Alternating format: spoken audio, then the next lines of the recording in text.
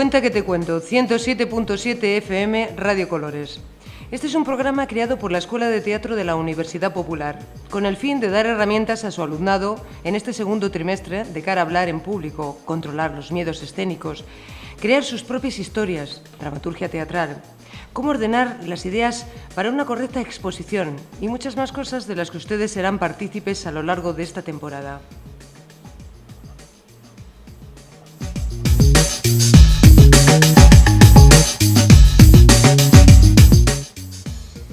En las anteriores emisiones se han contado vivencias, historias de amor, han leído sus propios relatos, interpretado sus propios personajes creados. En este trimestre, faltar un día a clase de teatro es perder el hilo de la madeja del siguiente. Hay que pensar, recordar, remover, sentir, contar y escribir cosas diferentes. Forma parte del crecimiento personal del alumnado. El alumno o la alumna de teatro no es solo formado para la interpretación, con todo lo que eso conlleva, el cuerpo, la voz, dicción, control y dominio de los sentimientos propios, ajenos, sociales, todo lo que nos rodea. Es necesario darle herramientas, tiene que ser polivalente, igual que conocerá las nociones básicas de la dirección escénica como las reglas para crear sus propias dramaturgias. Estamos pues hablando de la profesión de la comunicación, la que siempre va a exigir un crecimiento personal para seguir evolucionando y no quedarnos atrás.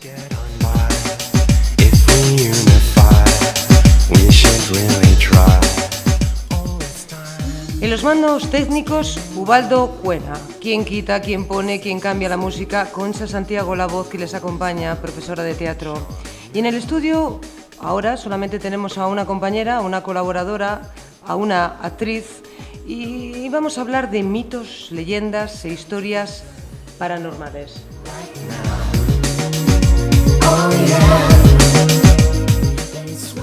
Este programa tiene la función de aprender, pero a la vez también recordar y enseñar. Una primera lección para empezar a contar. Podríamos decir que para empezar a contar hay que escuchar, ser una esponja de todo lo que nos rodea, observar. Hay que buscar en nuestras propias vivencias, experiencias y ser sinceros en la exposición de nuestros sentimientos. Hace falta desinhibirse y sin miedos empezar a hablar. Para empezar a hablar hay que ser rápido en el orden de las ideas. Es importante opinar, pero si el adversario o tu antagonista sabe más, acallar con dignidad y aprender. Eso sí, nunca guardes tu opinión y desde la humildad seguirás creciendo.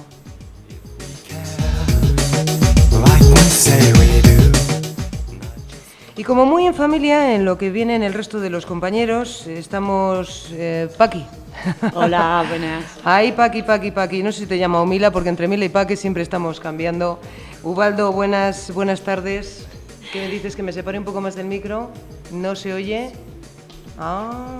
Es que todo lo que da con la mesa se oye, es lo que tienen o lo que conllevan los directos. Paqui, tú nos vas a contar una historia real con el título de la desigualdad. Yo he puesto ese título, aunque podría decir tantas cosas. Cuando quieras, tienes la palabra. Vale, a mí me la contaron y yo me la creí. Dicen que la realidad supera la ficción. Y en este caso, no sé si será realidad o ficción, pero sucedió que hace ya 30 años, en una tierra que nos pilla un poco lejana. Hace 30 años había grandes discriminaciones en los órdenes sociales. Había, también ahora, pero entonces quizás más, había ricos y pobres. Esto era en un pueblo que había un señor rico, tenía una hija hermosa, como se diría en los cuentos, y esta hija se enamoró de un joven que no era rico. El padre, que aparte de tener su riqueza personal económica, tenía cierto autoritarismo, intentó de impedir la relación y la boda posterior, pero la hija se empeñó y el padre cedió. Este yerno fue un poco discriminado desde el principio en esa familia, y el muchacho, que era sensible, un poco retraído, cayó enfermo. Entonces lo ingresaron en una clínica privada, porque la familia tenía, la familia del suegro. En esa clínica, tras que sí que tiene, que no tiene, terminaron haciéndole una intervención quirúrgica. Y cuando la operación acabó, los médicos salieron y dijeron que, sintiéndolo mucho, había fallecido. El suegro se puso con un mal talante: vaya problema, esto, fíjate, vamos, ¿qué hacemos? Si lo dejamos aquí, luego trasladar el cadáver. Bueno, pues mire, lo vamos a llevar inmediatamente y allí ya en el pueblo nos organizamos. Entonces, pues se llevaron al muchacho hacia el pueblo, hablaron con las autoridades, el enterrador, los requisitos pertinentes, y decidió también el suegro, que para eso tenía potestad y autoridad, que se la enterraba rápido, aquella misma tarde. Y aquella misma tarde se enterró al joven. A mí me contaron que 2 días después pasaron por al lado del cementerio y en el nicho, que en ese pueblo se utilizaban nichos, no como en Castilla, que se utiliza los enterramientos en el suelo, eran nichos, a través del nicho caían grandes chorros de sangre. Parece ser que al pobre no le dio tiempo a despertar, y cuando despertó no pudo salir. O sea, directamente le enterraron con la anestesia, supongo. Esa es la conclusión que sacaron las autoridades médicas del momento, sí. Madre mía, qué crueldad. En fin, no quisiera ver a la mujer que encontró la situación de la sangre, o a lo mejor alguien que haya podido oír esos gritos de la persona que daban por muerta. Sin duda tú eres una historiera, sabes un montón, tienes un montón de experiencias. Simplemente una pregunta antes de ir a buscar el resto del grupo. Mitos, leyendas. ¿Crees que necesitamos mitos, leyendas, historias para poder seguir viviendo? Forman parte de la vida, sí. Se necesitan mucha sal, pimienta, orégano. Y esto es otro de los ingredientes de la vida, sí. Bueno, pues como siempre hay que decirte, Paqui, un placer. Ahora vamos a poner un poquito de música en lo que los radioyentes van haciendo apetito, porque empieza la sesión de Cuenta que te cuento, con esos mitos, esas leyendas, esas historias paranormales y lo que pueda surgir a lo largo del programa.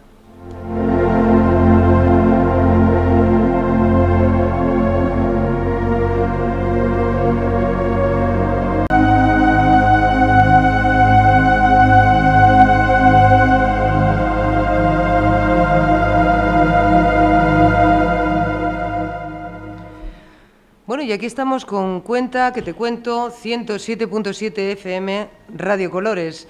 Tenemos aquí a actores, actrices, vamos a hablar de mitos, leyendas, historias paranormales.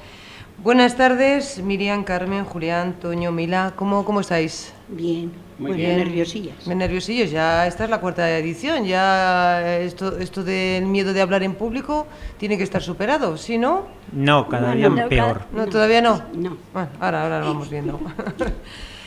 Marian, tenías una historia paranormal sobre una aparición. Tú nos contarás, que estamos todos nosotros y los radioyentes en esa tensión de a ver quién es esa persona. Pues comenzó cuando mi marido falleció. Mi hijo venía de trabajar y sin darse cuenta empezó a dar vueltas de campana, muchas, y quedó todo destrozado el coche. Y cuando fueron el atestado a hacer, dijo: mira, sacar a los que estén dentro porque tiene que haber muertos, porque ahí no se salva nadie. Y estaba mi hijo fuera y dijo: no, que estoy aquí. Y dice: ¿y pone tu madre velas? Dijo él: bueno, alguna pone, dice, porque esto es un milagro. Y bueno, pues le llevaron al hospital, yo no me enteré de nada hasta por la noche, que llegó a casa. Y le vi con el brazo así un poco en cabestrillo, le tenía. Y le digo: ¿qué te ha pasado? Y dice: pues mira, que venía de trabajar de Munguía, dice, ha empezado el coche a dar vueltas, dice, y está para la chatarra, no vale para nada. Dice, y a mí no me ha pasado nada. Dice, pero te tengo que contar una cosa, pero dice, estoy asustadísimo, pero muy contento. Digo, pues ¿qué te ha pasado? Dice, pues nada, me empecé a ver de pequeñito, crecer, te vi a ti, dice que venías corriendo en el parque y eso, dice, y cuando me di cuenta ya estaba afuera, dice, ¿y a que no sabes quién me ha sacado? Digo, pues no sé, dice, pues mi papá. Papá, que se supone que tu marido... Que era mi marido, que había fallecido. Dice, estaba muy guapo. Dice, y me ha sacado él. Y bueno, pues todo es bueno, con los pelos de punta. Pero como otra vez, también con mi nieto, que mi nieto no le conoce, pero yo le cuidaba y estaba jugando en el cuarto siempre y decía, y yo le oí hablar. Y que venga, y yo digo, ¿con quién hablará? Pero bueno, yo no le hacía caso, porque como suelen coger amigos imaginarios, pues le llamé para comer, digo, Ander, a comer. Dice, déjame a mamá, que estoy con el abuelo Goyo. Vamos, que directamente tu marido estará muerto, pero está dando más señales de vida que otra cosa. Sí, que le estoy muy agradecido porque la verdad que muchas veces le tenemos ahí. Bueno, pues eso es digno de admirar, el vivir con una persona que está en otro espacio. Sí. Miriam, te dejamos un poco que descanses y continuamos con Carmen, otra historia real, jugando a espíritus, estas cosas que muchas veces de niñas o de niños o de adolescentes o de mayores jugamos y a veces pues tiene sus consecuencias. Buenas tardes, tú nos contarás. Hola, buenas tardes. Esta historia pues sucedió hace 6 años. Unos chicos y chicas estaban de campamento en Alcudia y pasando unos días de vacaciones. Entonces en la habitación dormían 8 chicas.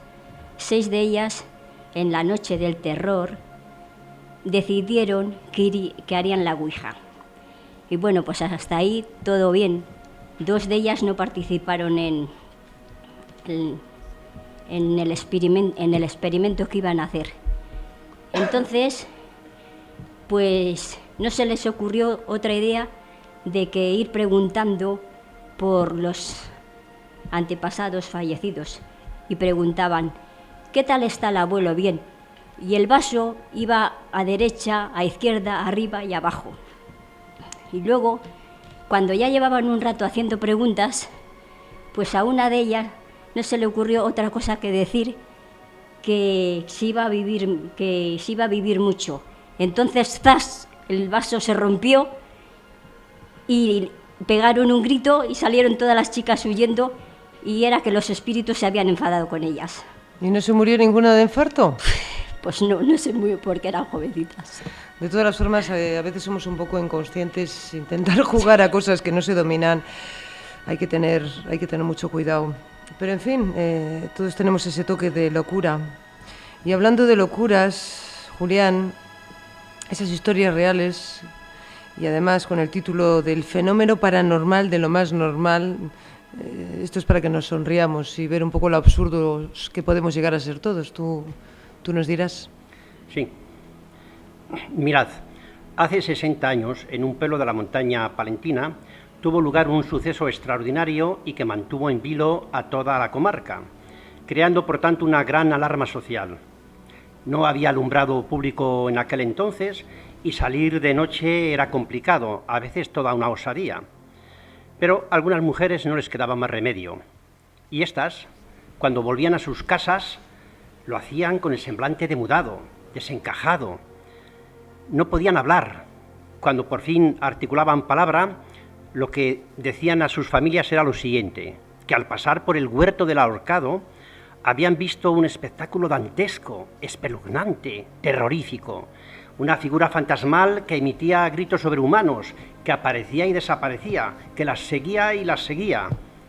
Empezó a rodar el bulo. La imaginación, la loca de la casa, comenzó su trabajo. Había quien decía que en el pueblo a alguna mujer que estaba criando se le había retirado la leche, que a otras se les había también retirado el periodo. Bueno, otros que era el ánima del ahorcado o que era un fantasma. Es verdad que hacía un año se había ahorcado